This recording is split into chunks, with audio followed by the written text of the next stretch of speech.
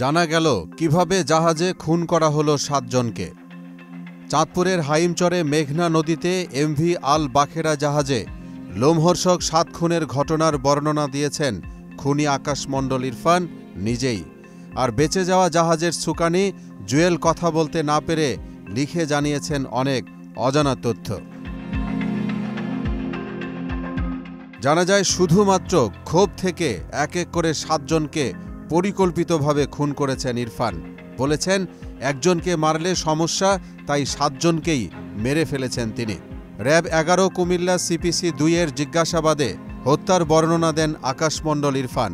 সুদবিহীন ব্যাংকিংয়ে আত্মশুদ্ধির পথ এনআরবিসি ব্যাংকের ইসলামিক ব্যাংকিং আল আমিন।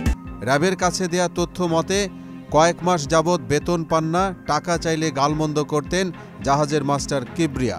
সেখান থেকেই ধীরে ধীরে ক্ষোভ জন্ম নেয় মাস্টারের উপর। অন্যরা প্রতিবাদ করত না বলে তাদের উপরও ছিল ভীষণ রাগ। সিদ্ধান্ত নেন মাস্টারকে মেরে ফেলবে।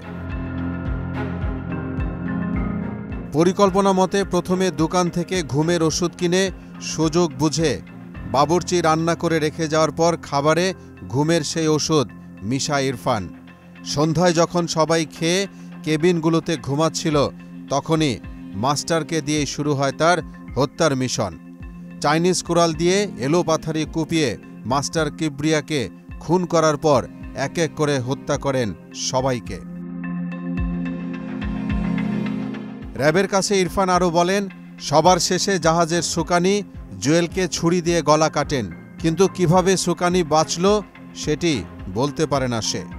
এতগুলো মানুষকে একা খুন করে জাহাজ থেকে কিভাবে পালালো ইরফান জানতে চাইলে র্যাবকে জানান হঠাৎ চর দেখতে পেয়ে নেমে যান তিনি। সেখানে হাত মুখ ধুয়ে কাছের একটি বাজারে গিয়ে নিজের বিকাশে থাকা টাকা উঠিয়ে কিনেন নতুন পোশাক। পরে নতুন পোশাক পরে জেলেদের ট্রলারে করে পালিয়ে যায় সে।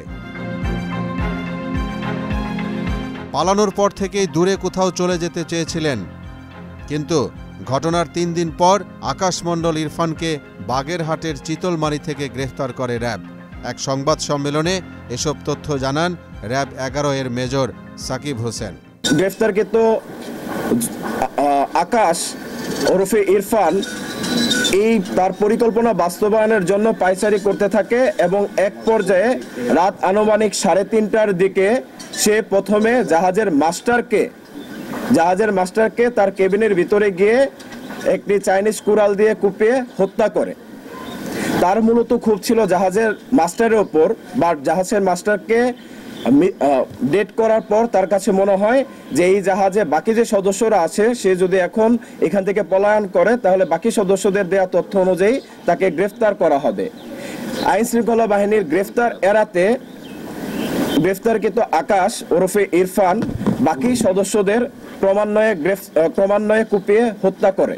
খুনি ইরফান নিজেই বলেছেন এ অপরাধে আর কেউ জড়িত নয়।